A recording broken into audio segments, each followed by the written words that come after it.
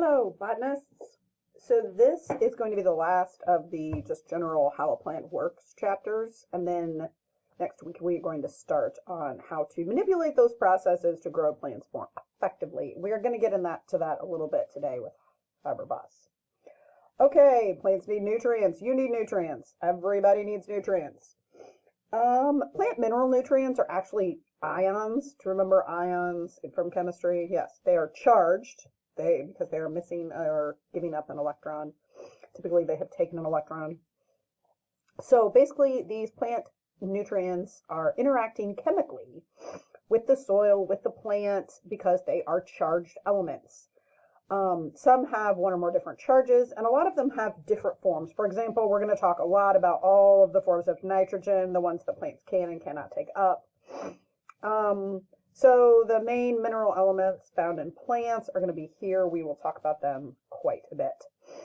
We also have to start talking about how minerals get into the plant. So there's really two ways to get things into plants, the apoplastic way and the symplastic way. The apoplastic way is, you can see here along the cell wall. It's just in between the cell walls. It kind of just sneaks around and goes around that way. The symplastic goes through the cytoplasm. That's how I remember it. And it essentially is here in the cytoplasm, not the vacuole, that's the vacuole, the cytoplasm, and it's just kind of going through the plasmodesmata from one place to another.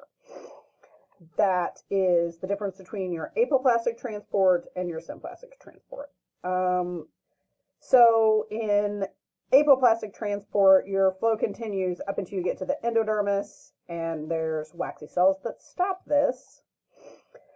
So root hairs are the site of water and ion entry. I'm going to move myself over here. The extensions of the root hairs are essentially epidermis cells. They increase the surface area and allow more water and nutrient uptake, which is important. So here is a root hair, and as they grow, it's going to stretch out and the nucleus is going to end up being here at the tip. You've still got a cell membrane, you've still got this vacuole area, and you still have the cytoplasm where the symplastic transport is going to happen. So the symplastic transport is going to happen here in the cytoplasm, and the apoplastic transport is going to happen here in the cell wall.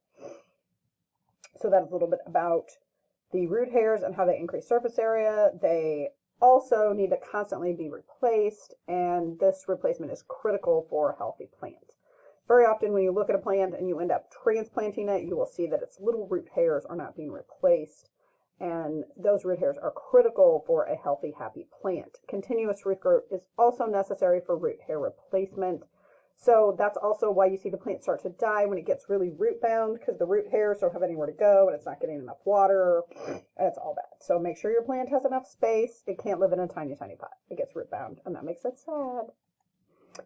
Water and mineral flow into the roots. Again, all of this can happen before you get to the Casparian strip. So you can go apoplastic or symplast all around the roots until you get into the Casparian strip. And that is basically like, wait a minute, who are you?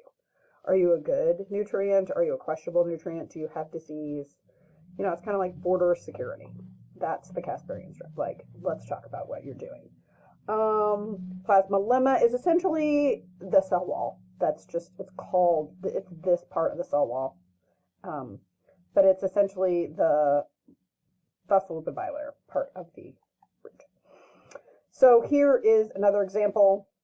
Water and mineral flow. If you're already symplastic, you're going to come in, you're going to bypass the Casparian strip, you're going to be like, okay, let's just go right into the xylem. If you're water, or the phloem, if you're a mineral. If you're trying to sneak in the apoplastic route, that's through the cell walls. Again, if you remember, that's here along the cell walls. You're going to get to the Casparian strip, and if it allows you to continue, it's going to send you through the symplast. So you can only have apoplastic transport until you get to the Casparian strip. And then the Casparian strip's like, no, I'm sorry, you have to go through the cytoplasm. That's the only way I'm going to let you into the xylem. And here's just another picture of that situation. At or before the endodermis, the water and mineral must pass through a cell plasmalemma into the cytoplasm. So the transport in the cell through the cytoplasm, that's the symplastic way. It's going, see, through the cytoplasm. See how you can see that it's going through the cytoplasm? Symplastic cytoplasm. Until it reaches the xylem here, and then it will have its symplastic transport up and down the xylem. But this green Casparian strip, that's your, you know, border security, if you will. That guy's like, let me see your passport. What are you doing? How are you going to help the plants? What's going on, right? This is what it needs to know. Okay, so that is how things are coming in and out. The main control point for mineral, especially minerals, water can kind of go through a little bit freer, but minerals can be sketchy. Do they have disease? Is it a mineral we need? So that's really the lipid bilayer. This is the phospholipid bilayer, the plasmalemma. It's mostly impermeable to water and ions. The proteins in the membrane act as selective channels, so you have to go through security. You can't just, what's happening? You can't just jump the fence, right? This is the fence. You have to go through security, through one of these proteins. The proteins in the membrane act as selective channels, and the proteins are specific for elements that they channel. So you'll have one for nitrogen, one for things like that. They can also adjust the rate of the minerals coming in and out. I mean, mostly coming into the plant. General features of this are the surface allows the proteins to associate with a particular one of these proteins that allows the minerals to come in. Again, they are security. Nutritional ions interact with uptake that are synergistic. So a synergistic effect is you have different ions and they're actually both working together to help the plant grow, right? So you have, you need nitrogen and you need phosphorus because that's helping everything grow together. They work together. Seems like a song. Now you do have some that are antagonistic. So calcium in the soil, for example, aids potassium uptake. So very often if you have a potassium deficiency, it could actually be a calcium deficiency. You have to check both those things. But on the flip side, calcium and magnesium are antagonistic. An excess of one can create a deficiency of the other. So as we look through the pictures, let's say you're looking at a plant and it clearly looks like it has a calcium deficiency. Well, you may know, hey, I know I put calcium on these plants. What else could be going on? First of all, maybe you don't have enough potassium, or maybe you have too much magnesium. Do you see how these things work together? Some being antagonistic, some being synergistic, where they're working together and maybe there's something else going on. This gets us to this picture. There are different ways to think about this, but this is kind of a main way in plant nutrients that we think about it. Yield being the plant's response, like how big the corn is. But basically think of this as just the plant's ability to function. And any one of these things, any one of these rings in this bucket, and you're going to get a plant that's not healthy. So there are 17 of these essential elements. It's essential for the plant to properly complete its life cycle, all of these, and they cannot be replaced by another element. So just adding a bunch of nitrogen, which is what people like to do, doesn't necessarily help if you have a potassium deficiency, or maybe you have a zinc deficiency. You can't just keep adding nitrogen if that's not the problem. At some point, you actually have to test.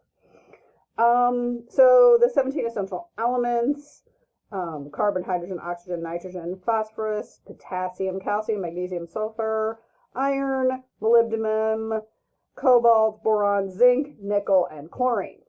Carbon, hydrogen, and oxygen come from the air and water. They comprise about 95% of the plant is carbon, hydrogen, and water. The rest primarily comes from the soil.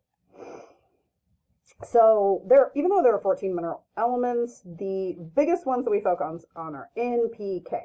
If you look at any commercial fertilizer, whether you buy it at Home Depot or you're a farmer or you own a greenhouse, your NPK nutrients, that's what you're going to test your soil for, your plant tissue for.